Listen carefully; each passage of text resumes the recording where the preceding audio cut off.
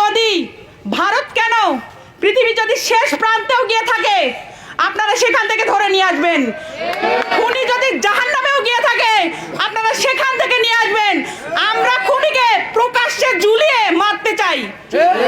আর কেউ যদি বলেন বাংলায় মব চলছে, আর কোন দল যদি বলেন উদারতার কথা বলছি, আর কোন দল যদি বলেন আমরা ক্ষমা করছি, সেদিন জনগণ তাদের বিরুদ্ধে যুদ্ধ ঘোষণা করবে।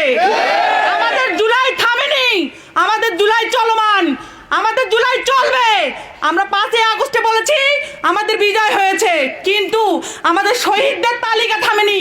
সুতরাং আমরা মনে করছি আমাদের সামনে একটি অঘোষিত যুদ্ধ চলছে এবং এই যুদ্ধে আমরা সবাই শরীক হব।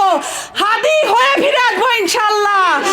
যারা এক হাদিকে মেরেছেন আপনাদেরকে বলতে চাই আপনারা ভুল করেছেন, আপনারা ভুল করেছেন। এক হাদিকে মেরেছেন, লক্ষ লক্ষ হাদি ফিরে আসবে।